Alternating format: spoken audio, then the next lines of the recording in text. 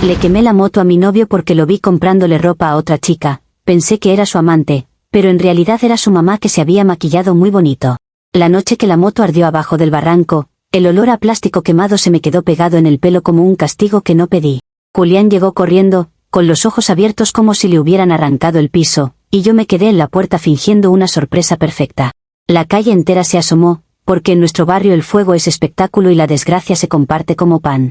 Yo lo vi buscar culpables con la mirada, y por un segundo pensé que me iba a señalar a mí, que me iba a desarmar ahí mismo. Pero no, se tragó la rabia, y ahí fue cuando supe que yo iba a contar esta historia a mi manera. Julián, mi novio, siempre fue de los que se creen héroes por resolver lo mínimo. Trabaja con la moto como si fuera una extensión de su cuerpo, manda pedidos, hace carreras, mueve paquetes, lo que salga.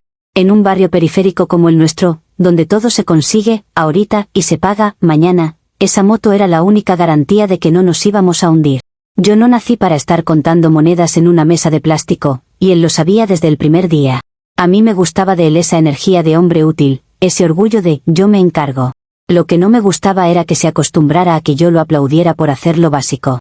Nos conocimos porque él me dejaba los pedidos de una tienda donde yo ayudaba por ratos, y siempre se inventaba una broma para que yo lo mirara. Yo le seguía el juego porque me gustaba sentir que alguien me veía en medio de tanta gente que solo mira el suelo. La primera vez que me invitó a salir, no fue a un restaurante lindo ni a un bar, fue a dar una vuelta en la moto, como si eso fuera una cita. A mí me pareció medio pobre, pero también emocionante, porque en la moto él se creía dueño del mundo. Y yo, atrás, me creía dueña de él. Esa sensación me enganchó más que cualquier promesa. Con el tiempo, nuestra dinámica se volvió simple y peligrosa. Él trabajaba, yo administraba la vida. Yo no me voy a disculpar por eso, porque alguien tiene que pensar, alguien tiene que cuidar lo que se construye. Julián tenía esa manía de creer que porque salía desde temprano ya era suficiente, y yo tenía que recordarle que el dinero se va más rápido que el sudor. A veces me hablaba como si yo fuera un gasto, como si yo estuviera de adorno, y eso me sacaba una rabia que me quemaba por dentro. Porque yo no era un gasto, yo era la razón por la que él quería crecer. Yo era la meta, aunque él no lo dijera así. También estaba lo de su mamá, que era un tema raro desde el principio. Julián la mencionaba como si fuera una santa cansada, una mujer que lo sacó adelante y por eso merecía todo. Yo no compito con mamás, pero tampoco me gusta sentir que hay una mujer que siempre tiene prioridad y encima yo tengo que sonreír.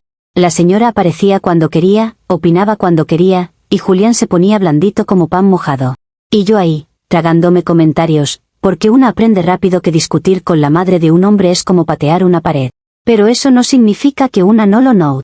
La rutina era dura, sí, pero yo la soportaba porque había un plan en mi cabeza. Yo veía esa moto como el primer escalón, hoy pedidos, mañana una moto mejor, pasado mañana un carrito, después mudarnos a un lugar donde no se escuche al vecino pelear por la ventana. Julián, en cambio, vivía en el presente, en el hoy hay trabajo, hoy comemos. Ese tipo de mentalidad es peligrosa, porque te duerme. Y yo no soy mujer de dormirme, yo soy mujer de anticiparme. Por eso, cuando empecé a ver señales raras, mi cabeza no se equivocó, solo hizo lo que siempre hace, conectar puntos. Él empezó a tener vueltas que antes no tenía. Se tardaba más, llegaba con olor a perfume ajeno y decía que era del cliente. Guardaba el celular en el bolsillo como si tuviera secretos, como si la pantalla fuera una caja fuerte.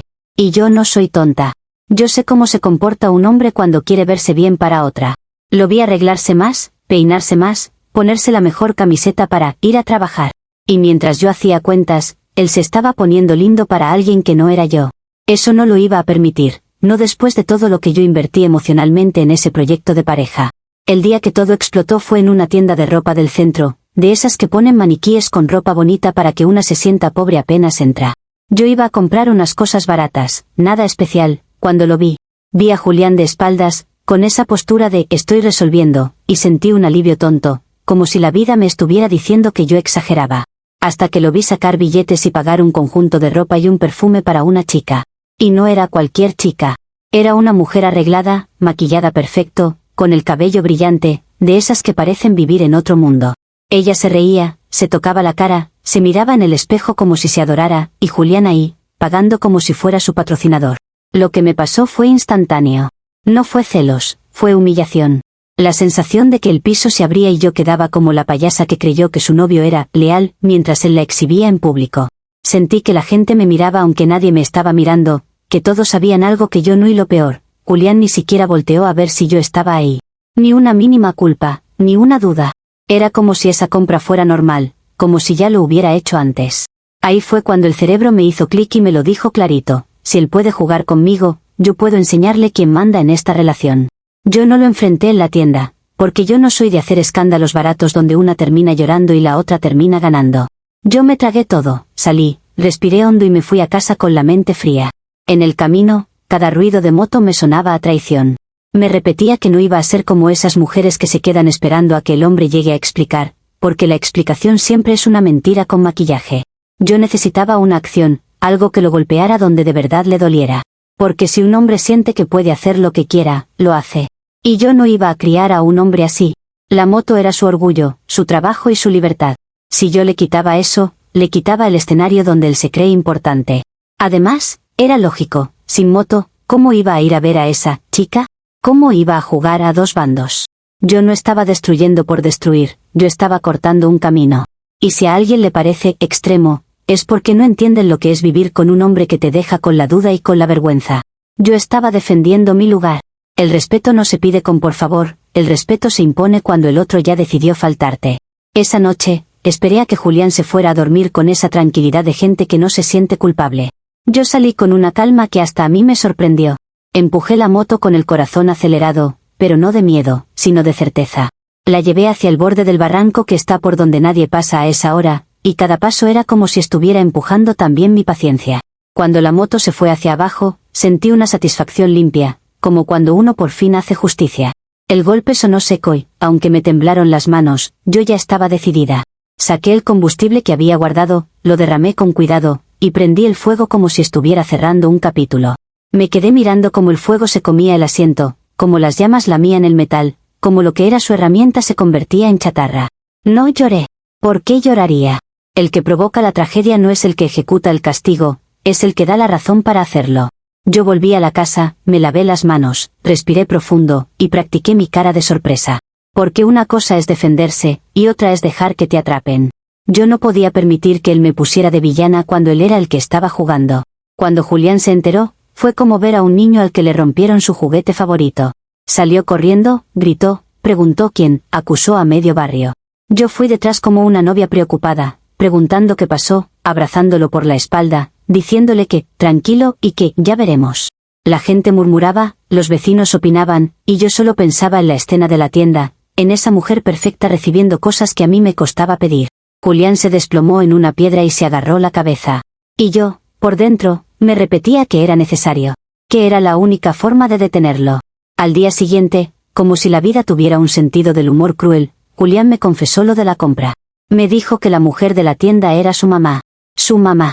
Me lo dijo con esa cara de, mira lo buena que soy, mira lo injusta que eres, como si yo hubiera tenido que adivinarlo. Resulta que la señora estaba deprimida, que se había arreglado, para sentirse bonita, y que él le compró ropa y perfume porque quería verla feliz. Y yo ahí, escuchando, sintiendo algo raro en el pecho que no voy a llamar culpa, porque no lo es. Lo que sentí fue rabia.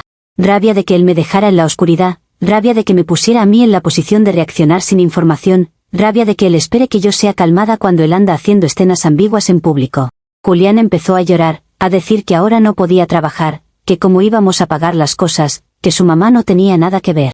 Yo lo escuchaba y lo único que pensaba era que, si de verdad era su mamá, entonces él también había elegido a otra mujer por encima de mí sin avisarme. Porque comprarle perfume y ropa a una mujer arreglada, sin decirme nada, es una falta de respeto igual. Si él quiere ser el caballero de su mamá, perfecto, pero que no me pida a mí que sea la tonta que aplaude. Además, si me hubiera contado antes, si no hubiera sido tan secreto, nada de esto habría pasado. Las cosas no ocurren de la nada. Los días siguientes fueron un infierno silencioso. Julián caminaba como un fantasma, mirando el lugar vacío donde antes estaba la moto, como si le hubieran arrancado un órgano. Yo lo veía deprimirse, aunque a algunos les parecerá cruel, yo pensaba que esa depresión era la consecuencia de no cuidar su casa. Porque su casa soy yo también. Empezó a discutir por tonterías, a decir que no podía ir a trabajar, que nadie lo iba a contratar sin transporte. Y yo, que siempre he sido la que resuelve, me tocó cargar con su drama. Porque claro, él se cae y yo tengo que levantarlo, aunque él no levante nada cuando yo me estoy ahogando. Lo más gracioso es que él quería que yo lo consolara como si yo fuera su mamá también. Quería caricias, paciencia, palabras dulces. Yo se las daba a medias, porque tampoco soy un monstruo, pero con una condición interna, esto lo iba a cambiar. Si él dependía menos de esa moto, dependería más de mí, de mi organización, de mi manera de ver la vida. Y sí, suena fuerte, pero así funcionan las parejas, alguien marca el ritmo. Yo no iba a permitir que Julián siguiera viviendo como si pudiera hacer lo que quiera y luego venir a llorar para que yo lo perdone. Si él quería estabilidad, iba a tener que aceptar mi forma de mantenerla. La verdad es que, incluso después de aclarar lo de la mamá, yo no podía sacar de mi cabeza la imagen de esa mujer arreglada recibiendo cosas. ¿Por qué, aunque fuera su madre, por qué se veía así? ¿Por qué se reía así? ¿Por qué tenían esa complicidad? A mí nadie me quita la intuición. Yo empecé a mirar a Julián con un ojo distinto, como quien mira a alguien que ya demostró que puede esconder cosas. Y, si él era capaz de guardar una compra así, era capaz de guardar otras. Así que yo me prometí que no iba a quedarme como la ingenua del barrio. Si esto iba a continuar, iba a ser bajo mis reglas. Comentarios de la historia principal. Usuario anónimo 1 dice, o sea, tuviste a tu novio pagando ropa y perfume y tu respuesta fue empujar su moto por un barranco y prenderla a fuego.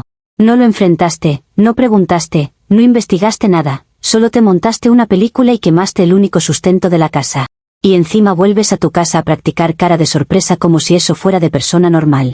Lo peor es que cuando te dice que era su mamá, en vez de aceptar que la embarraste, te enojas porque él no te informó, como si él tuviera que pedirte permiso para comprarle algo a su madre.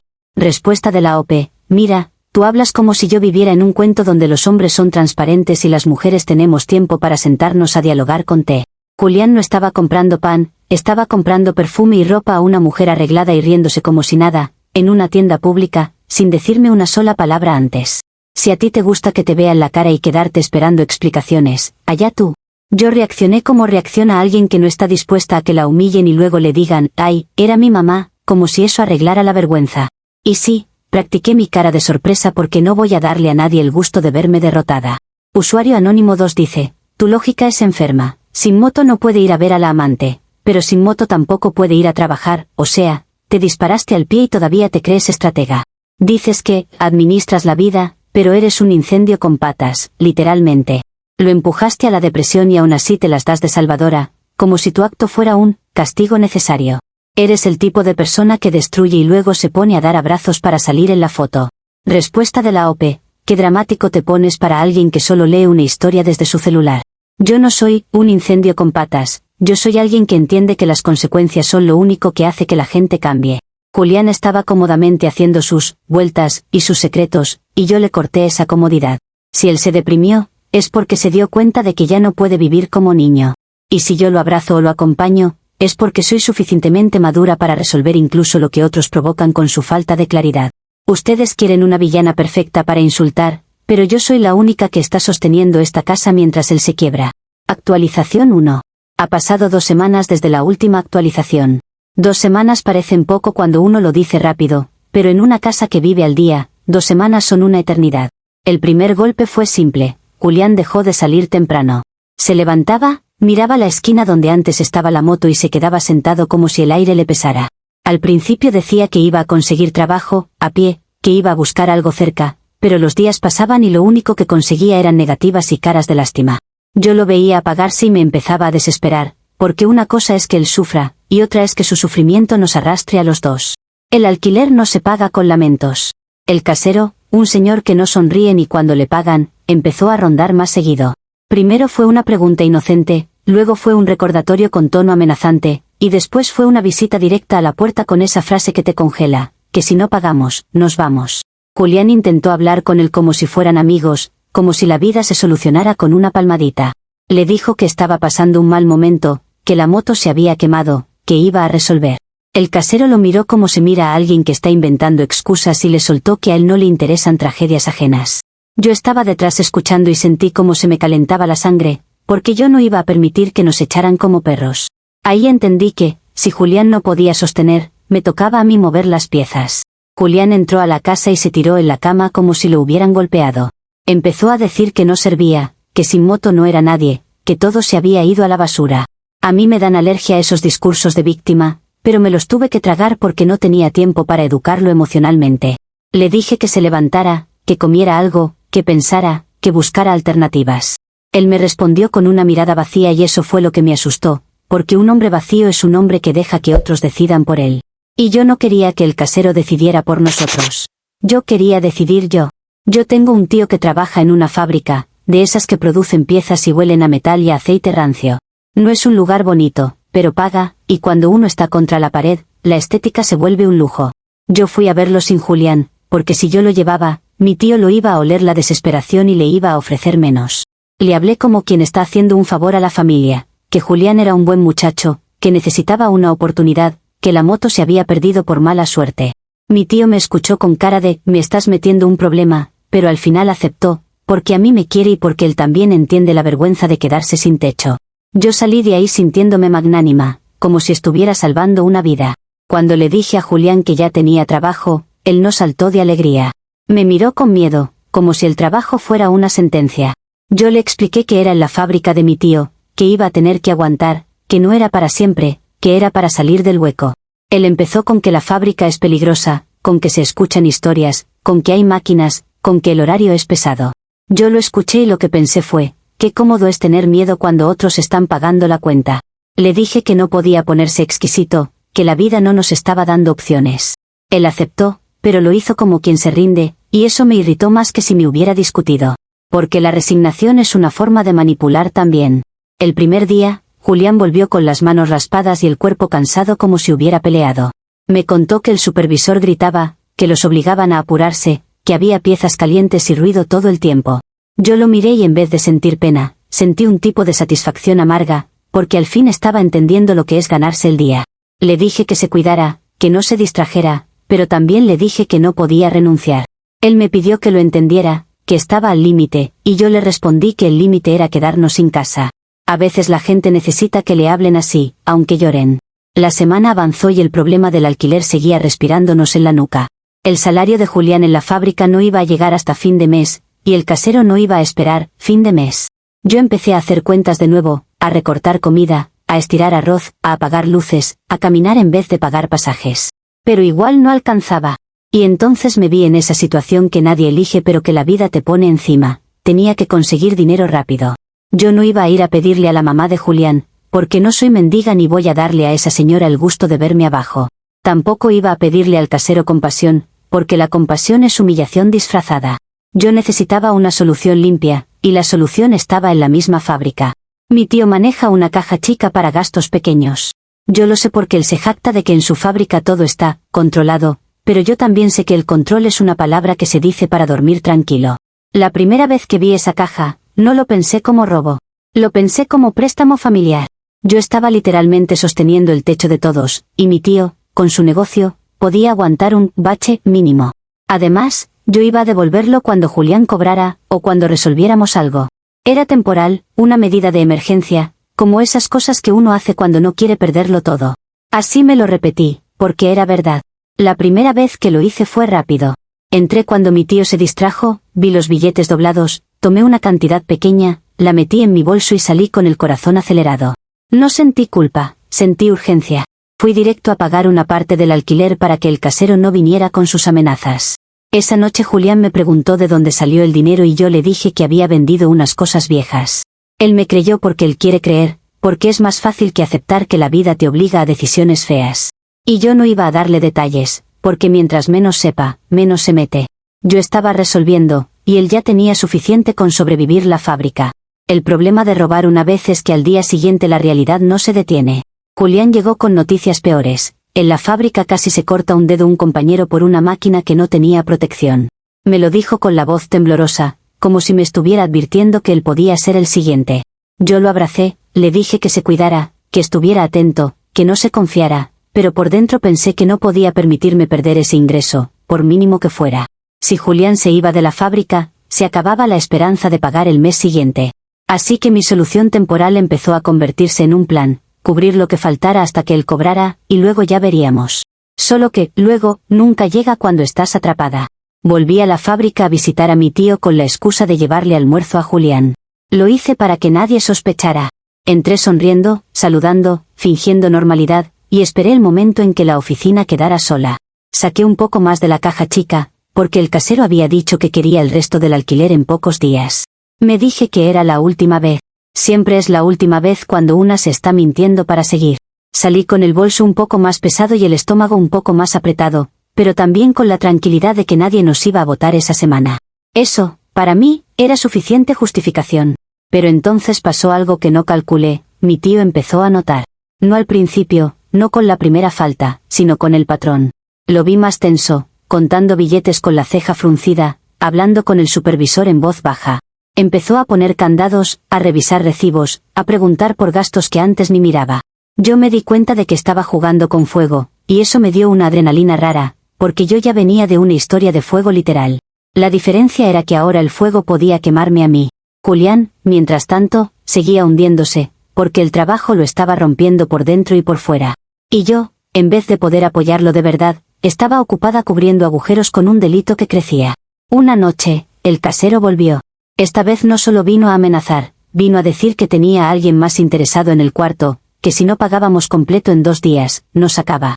Julián escuchó eso y se le quebró la voz. Dijo que estaba haciendo lo que podía, que por favor, que esperara. Yo sentí una rabia negra, porque el casero nos trataba como basura, y porque Julián se humillaba en vez de ponerse firme. Cerré la puerta y me giré hacia Julián, y le dije que yo iba a resolver, que él se calmara. Él me miró como si yo fuera la única persona en el mundo que lo sostenía. Y esa mirada, aunque suene egoísta, me dio poder. Al día siguiente, fui a la fábrica con una sensación de prisa. Tomé más dinero del que debía, porque necesitaba pagar y también comprar comida, y también tener algo por si acaso. Cuando salí, me encontré con mi tío en el pasillo. No me dijo nada en ese momento, pero su mirada se quedó clavada en mi bolso. Fue una mirada lenta, pesada, como si estuviera juntando piezas en su cabeza. Yo sonreí, hice un chiste, dije que iba apurada, y me fui.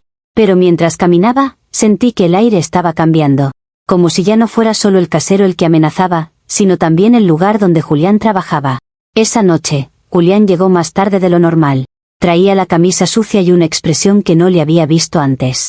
Me dijo que el supervisor estaba preguntando cosas, que había rumores de que alguien estaba robando, que mi tío estaba furioso. Yo fingí sorpresa otra vez, porque yo sé actuar cuando hace falta. Le dije que qué exageración, que seguro alguien se equivocó, que en todas partes hay chismes. Julián me miró raro, como si por primera vez sospechara que yo sabía más de lo que decía. Y ahí, por primera vez en semanas, sentí verdadero miedo. Porque una cosa es controlar la narrativa, y otra es cuando la persona que duerme contigo empieza a mirar tu cara como si fuera un misterio. Esa misma noche, el casero nos dejó una nota debajo de la puerta recordándonos la fecha límite. Julián se sentó en la cama con la cabeza entre las manos. Yo me quedé parada, con el bolso cerca, como si fuera mi escudo. Lo que yo había hecho para salvar la casa estaba a punto de explotar en otro lugar, y si explotaba, nos quedábamos sin trabajo, sin techo y encima con un problema familiar que no se arregla con disculpas. Yo me dije que tenía que pensar rápido, que tenía que adelantármele a la sospecha. Pero mientras Julián respiraba pesado y yo escuchaba la calle afuera, lo único que pude sentir fue que esta bola de nieve ya estaba rodando demasiado grande, y venía directo hacia nosotros. Comentarios de la actualización 1. Usuario anónimo 1 dice: me encanta cómo te pintas de salvadora, cuando literalmente estás robándole a la caja chica de tu tío mientras tu novio se está rompiendo el lomo en una fábrica peligrosa por culpa de quedarse sin moto. Te escuchas orgullosa diciendo que fue un préstamo familiar, pero no se lo pediste, no avisaste, y encima lo haces a escondidas con la misma cara de sorpresa que usaste cuando quemaste la moto. O sea, tu solución a tus decisiones es cometer otro delito y después hacerte la inocente cuando empiezan los rumores. Respuesta de la OP: ay, por favor, qué fácil es ponerle etiquetas a la desesperación ajena. Ustedes aman la palabra robo, porque suena escandalosa y les da permiso para sentirse superiores. Mi tío tiene una fábrica, no se va a morir porque falten unos billetes, y yo no me estaba comprando uñas, yo estaba evitando que nos boten a la calle. ¿Tú crees que el casero iba a aceptar, mi novio está triste, como forma de pago? Yo hice lo que tocaba hacer porque alguien tenía que actuar, y si mi tío es familia, también tiene responsabilidad moral de ayudar. Lo demás son dramatismos de gente que no sabe lo que es que te cuenten los días para desalojarte. Usuario anónimo 2 dice: tu novio te dijo que casi se corta un dedo un compañero por falta de seguridad y tú lo único que piensas es, no puedo perder ese ingreso.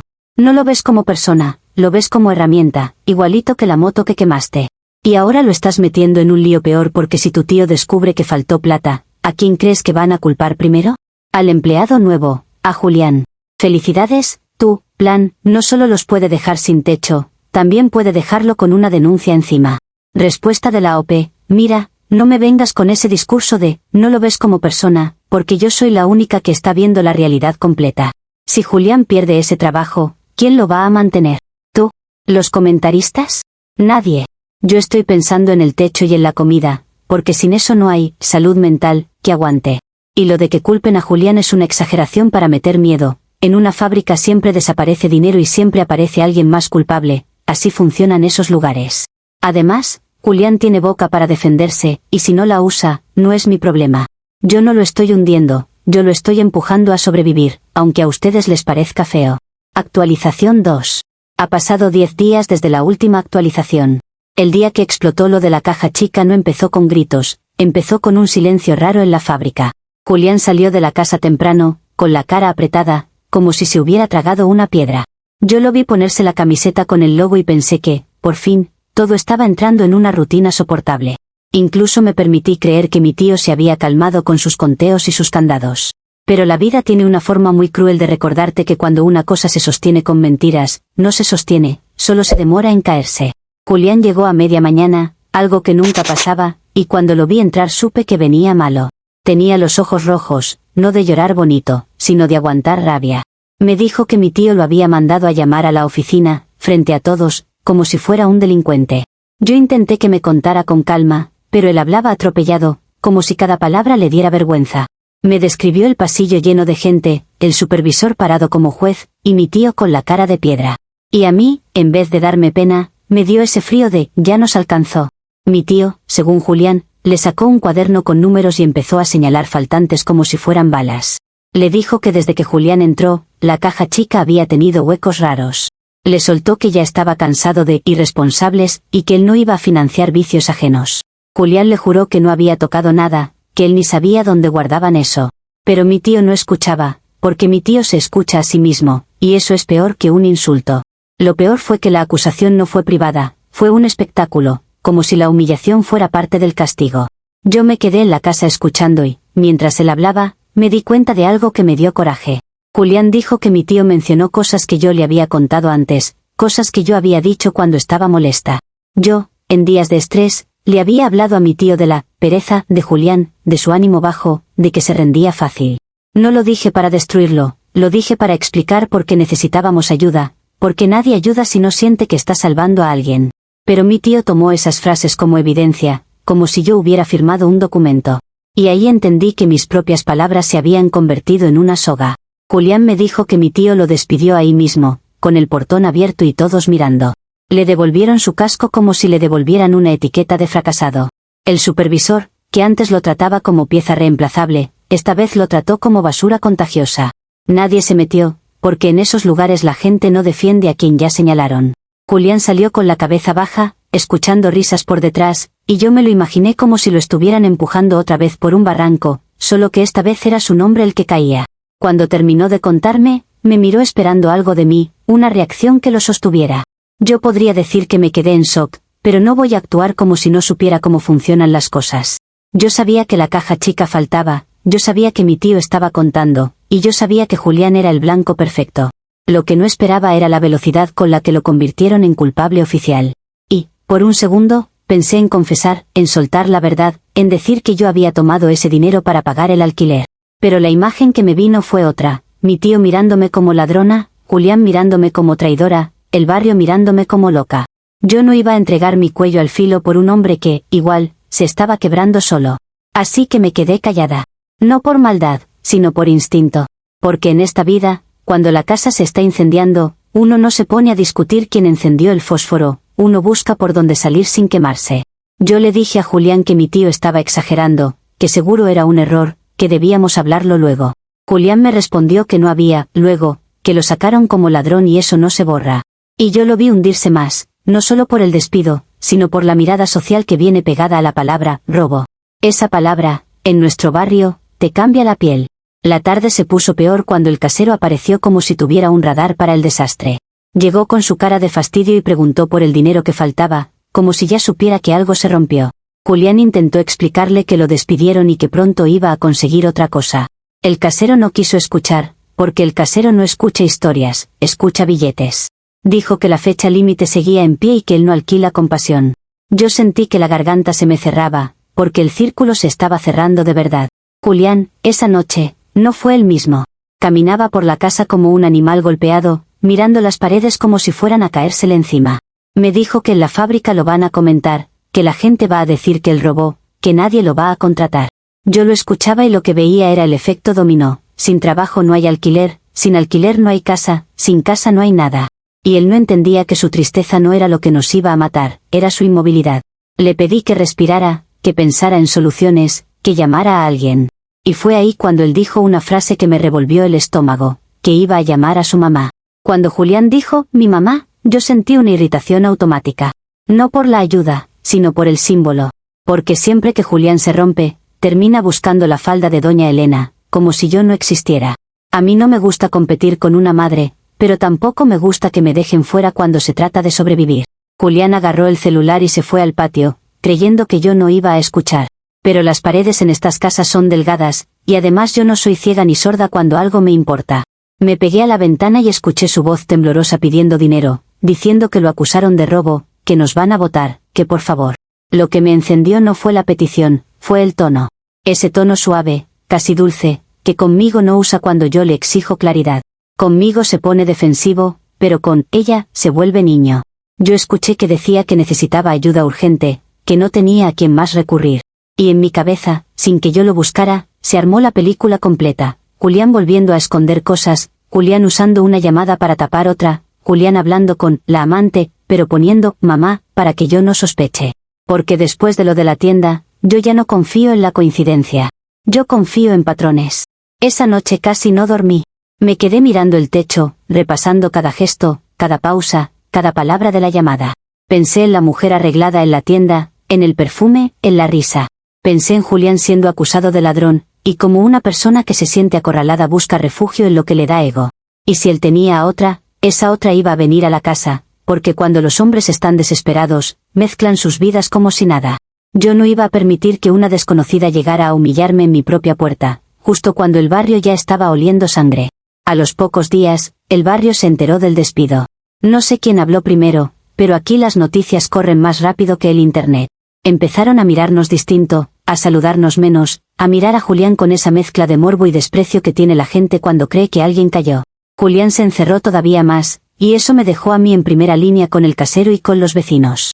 Yo sentía que el aire se llenaba de juicio, y el juicio siempre busca culpable. Yo no iba a ser la culpable, no esta vez. El 10º día, escuché pasos afuera, como si alguien arrastrara algo pesado. Me asomé por la cortina y vi una figura acercarse con una bolsa y una caja. Era una mujer, y venía directo a la puerta como si tuviera derecho. Yo no pensé, doña Elena, de inmediato, pensé, ahí está, pensé, ya vino la que faltaba. Porque mi cabeza ya estaba armada en modo guerra. Corrí a la cocina, agarré el balde que usamos para trapear, y lo llené con el agua más sucia que encontré, esa que queda con tierra y jabón viejo. No fue un impulso bonito, fue un impulso de defensa. Abrí la puerta con fuerza y la encaré antes de que tocara. No le di espacio para presentaciones, porque las presentaciones son para gente que respeta límites. Le lancé el balde entero encima, desde el cabello hasta los zapatos, y el agua sucia le corrió por la cara como si la estuviera marcando. Yo le grité de todo, que se largara, que no viniera a jugar a la casa ajena, que ya había hecho suficiente daño. Los vecinos salieron como si los hubiera llamado un silbato, porque nada les gusta más que un espectáculo gratuito. Yo seguí insultando, subiendo la voz, asegurándome de que el barrio entendiera que esa mujer no venía a quitarme nada. La mujer se quedó quieta, empapada, sin llorar, sin responder como una amante típica. Eso, en vez de calmarme, me enfureció más. Porque una amante que no se defiende es una amante segura, y eso es lo peor. Ella solo apretó la boca y sostuvo la caja con fuerza para que no se le cayera, como si lo que traía fuera importante. Yo le dije que si venía por Julián, que se lo llevara, pero que no iba a entrar a mi casa a hacerse la víctima. Y mientras yo hablaba, escuché a Julián detrás de mí, saliendo al patio con la cara descompuesta. Él miró a la mujer empapada, y se quedó congelado, como si el mundo se le hubiera partido. Y ahí, con el barrio entero mirando y mi corazón golpeando, sentí que algo estaba a punto de girar de una forma que yo no iba a controlar. Porque Julián no estaba mirando a una desconocida con deseo, la estaba mirando con una mezcla de horror y reconocimiento. Yo quise pensar que era actuación, que era manipulación, que era parte de su teatro. Pero su cara no era de actor, era de hijo. Y yo, con el balde aún en la mano, entendí que la siguiente escena iba a ser un golpe directo, de esos que no se esquivan.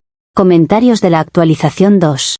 Usuario anónimo 1 dice: tú dejaste que despidieran a Julián como ladrón por un robo que cometiste tú, y todavía te justificas con que era instinto. Encima, lo escuchas pedirle ayuda a su mamá y tu primera idea es que es una amante, como si tu paranoia fuera evidencia. Lo más bajo es que lo haces frente a todo el barrio, porque te importa más el show que la verdad. Eres el tipo de persona que crea el desastre y después señala a cualquiera para no ensuciarse. Respuesta de la OP: ¿y tú qué habrías hecho? A ver.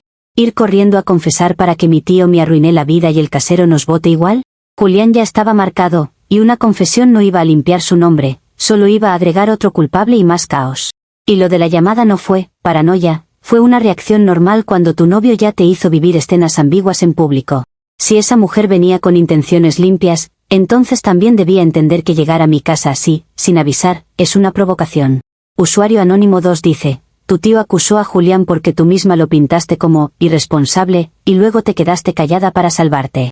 Eso no es sobrevivir, eso es traicionar a alguien que literalmente estaba partiéndose la espalda en una fábrica peligrosa. Y lo del balde de agua sucia, es de una crueldad ridícula, ni siquiera dejaste que la mujer dijera quién era. Te estás convirtiendo en el meme del barrio y todavía crees que estás defendiendo tu lugar, punto. Respuesta de la OP: ay, ahora resulta que yo soy la única responsable de todo lo que los demás creen o dicen. Si mi tío quiso hacer un show, fue su decisión, y si Julián no supo imponerse, tampoco voy a cargar con eso eternamente. Yo no tengo por qué recibir con sonrisas a una mujer que aparece de la nada en medio de una crisis y con cosas en la mano. Y si el barrio habla, que hable, a mí me han juzgado por respirar, así que no me impresiona que inventen su novela. Actualización 3. Ha pasado una hora desde la última actualización. La hora después del balde se sintió como un juicio eterno, pero sin juez y con demasiados testigos. Doña Elena, porque así supe que se llamaba en el segundo exacto en que Julián la reconoció, no se fue corriendo como yo esperaba. Se quedó ahí, empapada, con el agua sucia escurriéndole por el cuello, y aún así no bajó la mirada. Eso me desconcertó, porque yo estaba lista para una pelea de amante, para un intercambio de gritos y lágrimas. Pero lo que había frente a mí era otra cosa, una dignidad fría que no me daba contra qué chocar. Y cuando no puedes chocar, te toca escuchar, y eso es lo que más odio. Julián dio un paso hacia ella con la cara destrozada. No me miró a mí primero, la miró a ella, como si yo fuera un ruido de fondo. Dijo su nombre en voz baja, como si le doliera pronunciarlo, y ahí el barrio se quedó en silencio real. Yo sentí como las miradas cambiaron de dirección, como si de pronto yo me hubiera quedado sola en medio del escenario. Intenté sostener mi postura, porque yo no iba a permitir que me pintaran como la loca del balde sin explicación. Me crucé de brazos, levanté la barbilla y esperé que Julián dijera que era un malentendido. Pero Julián no estaba en modo salvarme, estaba en modo despertar. Doña Elena respiró hondo y pidió entrar, no como súplica, sino como quien entra a un lugar que también le pertenece. Julián le abrió paso sin preguntarme. Eso me ardió, porque esta casa la he sostenido yo con uñas, aunque a todos les guste olvidarlo. Los vecinos seguían en la puerta, pegados, hambrientos de ver que venía. Doña Elena pasó por el umbral dejando un rastro de agua sucia y se detuvo en medio de la sala como si estuviera tomando posición. Yo quise decirle que se fuera, pero la garganta no me obedeció. Porque cuando alguien entra con esa calma, te roba la fuerza.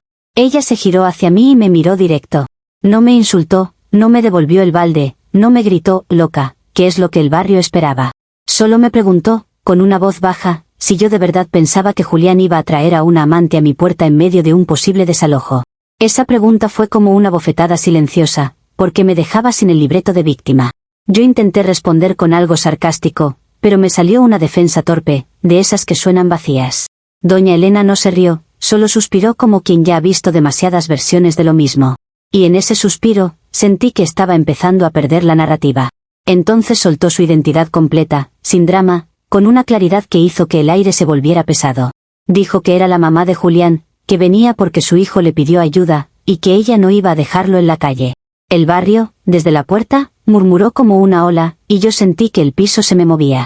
Porque yo ya había hecho el show, ya había lanzado el balde, ya había gritado. Y ahora el show se me devolvía con una etiqueta. No era, defendí mi casa de una amante, era, le tiré agua sucia a la suegra. Eso no se limpia con ninguna explicación bonita. Y lo peor es que la cara de Julián era de vergüenza absoluta, como si yo hubiera escupido sobre su apellido. Yo intenté recuperar terreno diciendo que en la tienda la había visto demasiado arreglada, que parecía otra mujer, que cualquiera se confunde. Doña Elena me miró como quien escucha una excusa repetida. Me dijo que sí, que se había maquillado, y que ese día su hijo la llevó a comprar ropa porque ella estaba tratando de levantarse de un bajón. Dijo que Julián la había convencido de verse bonita, aunque sea una vez, y que por eso ella se veía distinta. Yo sentí rabia por la forma en que lo decía, como si la historia fuera tierna, como si yo fuera la villana de cuento. Pero también sentí esa incomodidad de reconocer piezas que encajaban demasiado bien. Porque la verdad tiene esa fea costumbre de sonar coherente. Y ahí vino el golpe que no me esperaba, el giro que me dejó sin aire. Doña Elena dijo que la ropa que Julián compró no era solo para ella. Dijo que había algo más, algo que él no me contó porque quería que fuera sorpresa. Sacó la caja que había protegido con el cuerpo, la abrió con cuidado, y adentro había prendas nuevas, bonitas, de esas que yo nunca me compro porque siempre estoy priorizando cuentas. Dijo que eran para mí, que ella y Julián las eligieron pensando en mí, como un intento de hacer las paces, de aceptarme, de decirme, bienvenida a la familia, de una forma que no fuera solo palabras. Yo me quedé inmóvil, porque eso no entraba en mi lógica. Mi primera reacción fue desconfiar, porque yo ya funciono así. Pensé que era teatro, que era manipulación para hacerme quedar mal. Pero doña Elena no actuaba, y Julián se veía igual de sorprendido de que ella soltara todo ahí frente al barrio. Ella explicó que el regalo completo venía con un perfume, uno que eligieron para que yo me sintiera bonita, también. Y entonces dijo la frase que me dejó helada, que ese perfume venía en una bolsa, guardada en la maleta que iba en la moto. La maleta, la moto, el barranco, el fuego. Sentí que algo dentro de mí se apretaba como una mano invisible. Yo intenté decir que no podía ser, que exageraba, que cómo iban a poner un regalo así en la moto. Pero mientras hablaba, vi la cara de Julián ponerse blanca, porque él entendió lo mismo que yo estaba entendiendo. El regalo que era para mí, el intento de bienvenida, el gesto que me habría dado argumentos para sentirme importante, yo lo había reducido a ceniza. Y no solo eso, yo había destruido el único medio de trabajo, yo había creado el vacío que nos llevó al robo, y yo había dejado que lo acusaran. La cadena se presentó completa, sin que yo pudiera cortarla con una frase. No era un evento aislado, era una serie de decisiones que ahora se volvían una sola historia. Y esa historia ya no me favorecía. Julián me miró como si me estuviera viendo por primera vez. No con amor, no con rabia teatral, sino con una decepción que se siente adulta. Me preguntó, sin levantar la voz, si fui yo la que quemó la moto. Yo intenté sostener la mentira, porque una mentira bien puesta puede salvarte, pero su mirada ya era un detector. Dije que no, que cómo iba a hacer eso, que yo estaba con él, que cualquiera pudo. Doña Elena se quedó callada, pero su silencio era más acusador que un grito. Julián insistió, no como pelea, sino como última oportunidad de escuchar una verdad. Y ahí me di cuenta de que mi silencio ya no era protección, era evidencia. No voy a decir que confesé llorando, porque no soy así. Yo dije la verdad como quien acepta un hecho inevitable, como quien dice, pasó, sin aceptar el juicio moral. Le dije que sí, que la empujé, que sí, que la prendí, porque lo vi en la tienda y pensé lo que cualquier mujer pensaría. Le dije que él no me dio contexto, que él fue secreto, que él me empujó a reaccionar. Julián me escuchó sin interrumpir, lo cual fue peor, porque cuando alguien no te pelea es porque ya se fue por dentro. Después me preguntó por la caja chica, porque mi tío lo acusó a él, porque yo no dije nada. Y yo, atrapada, hice lo único que pude, le dije que estaba tratando de salvar el techo, que estaba tratando de evitar el desalojo, que no era momento de heroísmos. Julián se rió, pero no fue risa de chiste, fue risa de vacío. Me dijo que yo lo dejé cargar con la vergüenza de ladrón para salvar mi pellejo. Me dijo que él se humilló pidiendo ayuda, y yo le respondí tirándole un balde de agua sucia a su madre. Me dijo que lo único que él había querido era que su mamá y yo pudiéramos estar en paz, y yo convertí todo en una guerra. Yo intenté decir que él también me había fallado, que él me ocultó cosas, que él no entendía mi posición. Pero mi voz ya sonaba como lo que era, defensa desesperada. Y el barrio, desde la puerta, ya no murmuraba, ya comentaba en voz alta, como si yo fuera una escena que se analiza. Como si no fuera suficiente, el casero apareció en medio del caos, atraído por el ruido como siempre. Entró sin pedir permiso, vio a doña Elena empapada, vio a Julián pálido, me vio a mí con la cara desencajada, y soltó que ya no iba a esperar más. Dijo que al día siguiente venía con alguien para sacar nuestras cosas, que él no alquila a gente conflictiva, que el vecindario ya estaba harto. Julián no le suplicó esta vez, solo asintió con una calma que me asustó. Doña Elena le dijo que él no se iba a quedar ahí, que él se iba con ella esa misma noche si era necesario. Y yo sentí, de golpe, que el techo que yo creía estar salvando se me estaba cayendo igual, pero ahora encima de mí sola. Julián fue al cuarto, metió ropa en una mochila, sin mirarme, como si yo ya no existiera en su plan. Doña Elena, aún mojada, se secó un poco con una toalla que yo le di por pura vergüenza social, no por ternura. Ella tomó la caja de ropa, la cerró, y me dijo que lo que traía era un intento de paz, no un arma. Me dijo que esa bienvenida ya no tenía sentido, y que ojalá yo algún día entendiera que preguntar cuesta menos que destruir.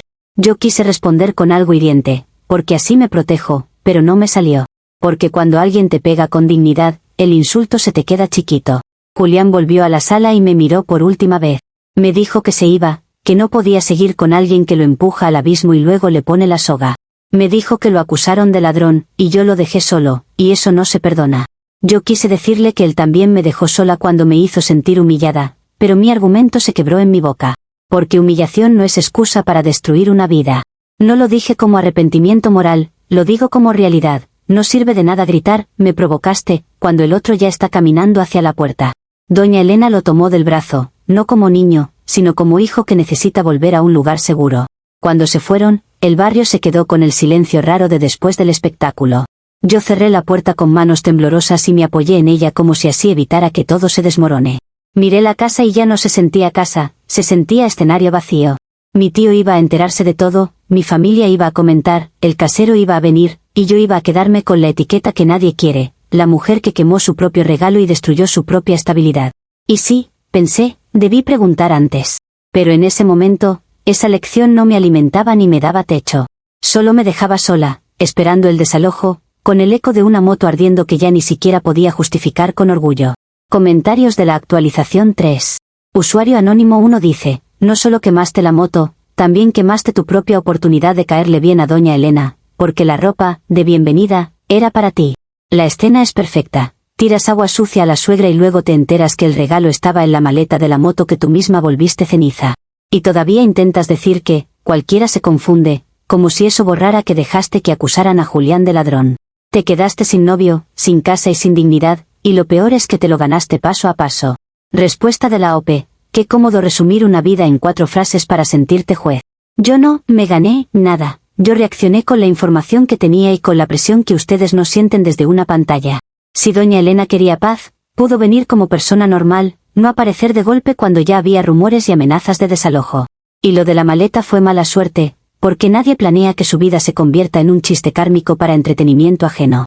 Usuario anónimo 2 dice, aprendí que debí preguntar, te queda ridículo cuando lo que hiciste fue una cadena de decisiones. Quemaste la moto, robaste, dejaste que lo despidan y atacaste a su mamá.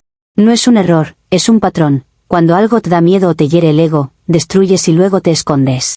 Julián se fue con Doña Elena porque por fin entendió que contigo siempre es perder, incluso cuando ganas. Ojalá el desalojo te llegue con aplausos, así como tú armaste tu show frente al vecindario. Respuesta de la OP. Aplausos me sobran, lo que falta es gente que entienda contexto, pero ustedes no están aquí pagando nada. Ustedes quieren que yo sea un monstruo de caricatura para poder insultar tranquilos, y la vida real no es tan simple. Julián también tomó decisiones, también ocultó cosas, también dejó que la situación se pudriera hasta que explotó. Si él se fue, que se vaya, pero que nadie finja que esto fue solo culpa mía, porque aquí todos empujaron el dominó de alguna manera.